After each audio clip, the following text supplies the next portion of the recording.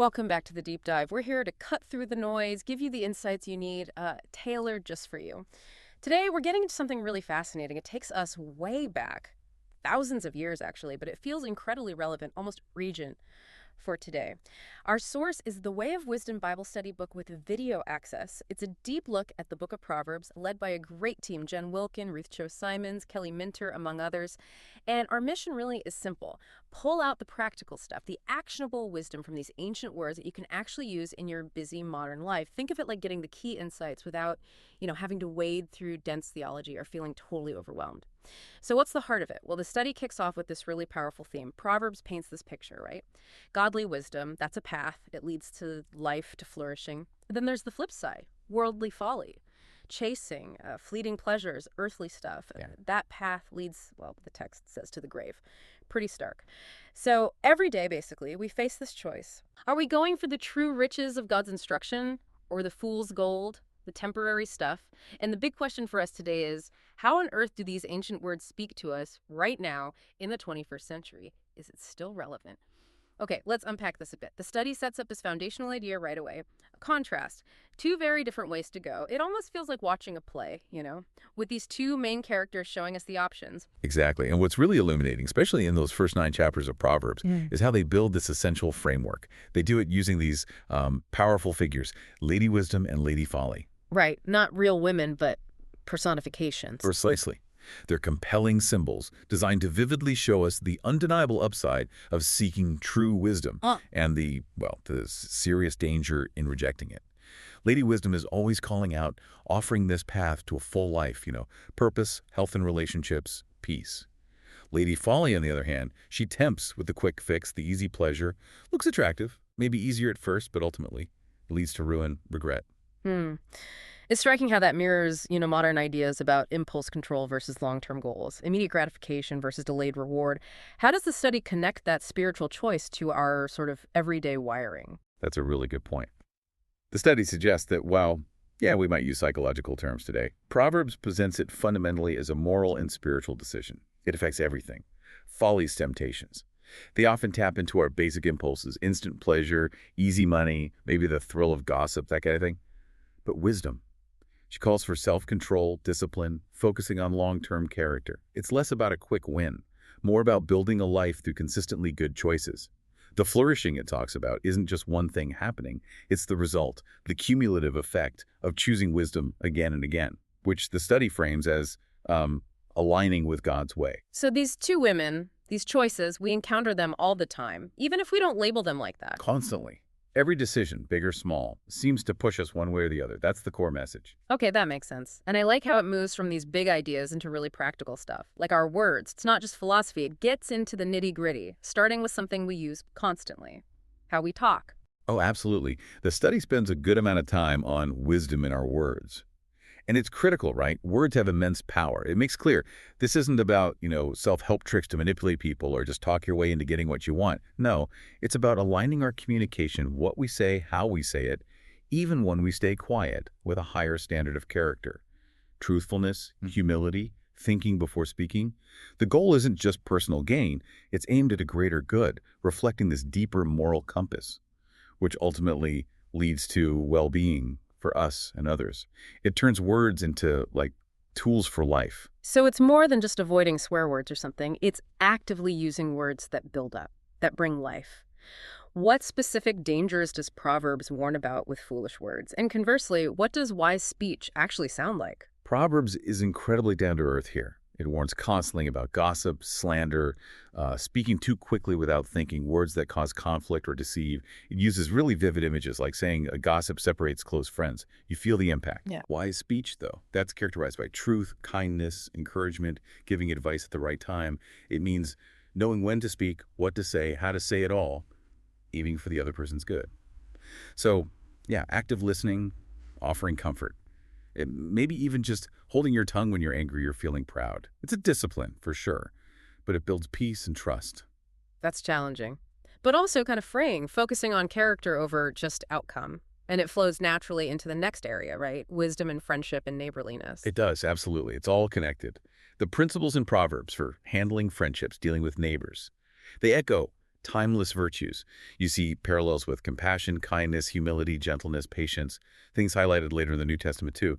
These ancient sayings offer a kind of blueprint, really, for building healthy, life-giving relationships with close friends, yeah, but also just people in our community. And it makes you wonder, how do these principles hold up today, especially in our digital world where neighborliness can feel, well, different. And the temptation for foolish words is everywhere. That's a huge question. The anonymity online. It doesn't cancel the need for wisdom, does it?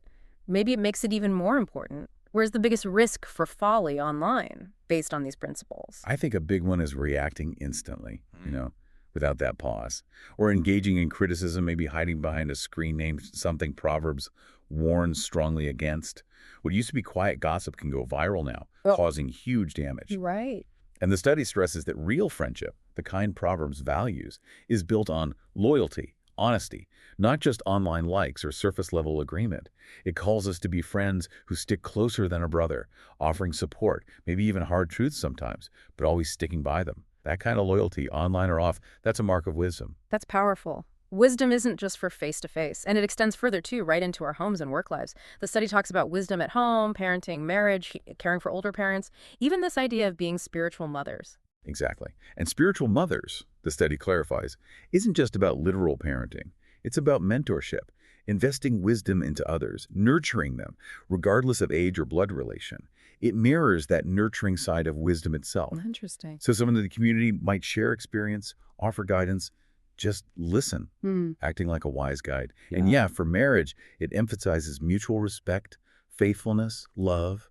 For parenting, consistent guidance, discipline with affection, modeling wisdom yourself. These aren't just ideals, they're daily choices that build strong homes, strong communities. It's so comprehensive, and then it flows right into wisdom in work, wealth, and leadership. We often think stewardship just means money, but this goes way beyond that, doesn't it? Oh, absolutely. That's a key insight. The central idea is stewarding all the resources we've been given. Yes, money is part of it, but it's also our time, our jobs, our talents, our abilities, even our relationships. The focus is on using all these things wisely, recognizing they're entrusted to us, not just ours, to exploit for personal gain. So like managing time well, developing talents. Exactly. Stewarding time means prioritizing, avoiding laziness, using moments with purpose. Stewarding talents means using our gifts for good, not just for ourselves. It shifts our mindset from ownership to responsibility, calling for diligence, integrity, generosity in everything we do. That's a challenge in today's world, isn't it? Very individualistic, often competitive workplaces. How does this idea of stewardship and the greater good fit with the pressure to succeed, to make profit? That's a really crucial tension. The study suggests that, look, aiming for excellence, even profit, isn't inherently wrong or foolish, but how you get there matters enormously. Wisdom in work means integrity, treating people fairly, employees, clients, recognizing that your work impacts the wider community. It's about creating value, not just extracting it. A wise leader, according to Proverbs in this study, shows humility, seeks advice, serves others, rather than just hoarding power. And that long-term flourishing Proverbs talks about. Often it comes from building trust, a reputation for diligence that's more sustainable than quick, unethical gains. It truly touches every part of life. It really does seem to. You know, many of us think wisdom is something we get through hard work, studying, experience, digging deep intellectually, like a personal achievement. But the source material, this study, it points to something different, deeper, beyond just our own effort. Yes, that's a critical distinction the study makes. It emphasizes that true wisdom isn't just something you can, dig deep, train hard, and go get, purely through willpower or intellect. Instead, it grows as we cultivate a deeper connection. As the study puts it, as we love and follow Jesus, the one in whom all wisdom is found. So less about striving on my own. And more about relationship. It shifts the focus from this individualistic, pull yourself up by your bootstraps kind of effort to something relational, even dependent, like learning a complex skill from a master. The wisdom flows through that connection. So pursuing wisdom becomes less about just gathering facts and more about aligning our lives with this ultimate source of truth and goodness. And that really changes how we pursue it daily, doesn't it? If it's not just about effort, but about connection. That's a huge shift. Yeah. Yeah. From a task I have to complete to a relationship I need to cultivate. If it's not just what I know or do, but who I'm aligned with, then the whole pursuit looks different. Less like ticking boxes, more like ongoing character change. Exactly. The study argues that real wisdom isn't just a list of rules or clever sayings. It's this living understanding that comes from deep alignment. Think of reading a recipe versus actually learning to cook alongside a chef. That knowledge becomes part of you. It's intuitive, transformative. Right. And this relational approach means humility is essential, recognizing we don't have all the answers ourselves, but we can continually draw from that source. It fosters teachability, dependence qualities. Proverbs itself really values for growth. That's incredibly helpful. And it feels like all these threads, words, relationships, work, the source of wisdom, they all come together at the end, right? With Proverbs 31. They absolutely do. Yeah. While people often zoom in on the virtuous woman aspect of Proverbs 31, the study points out something broader. It argues that this chapter actually captures the main idea of the book of Proverbs as a whole. It's a synthesis. A summary of everything. Pretty much, it pulls Yeah. together all the themes: wise words, managing a home, work ethic, strong relationships, stewardship, inner character, driving outward action. You see this figure speaking wisely, managing diligently, caring for family and community, acting with integrity. It's a vibrant, living portrait of wisdom in action. It powerfully sums up what a life guided by God's wisdom looks like in all its dimensions. So what does this all mean for you listening right now? This deep dive into Proverbs through the way of wisdom shows it's not just some dusty old text. It's a living guide, offering clear paths to, well, a truly flourishing life. In your words, your relationships, home, work, leadership, everywhere. And it's not just about learning stuff. It's a journey of alignment, connecting with a deeper relational wisdom that changes you from the inside out. Right. And this wisdom, as the study shows so well, genuinely leads to that abundant life, to healthy relationships, a fulfilling journey through all of life's ups and downs.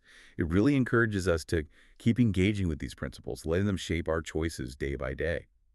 And as we do that, we develop this deeper understanding that makes a difference in every decision, guiding us toward real flourishing, purpose, and connection. So here's something to think about.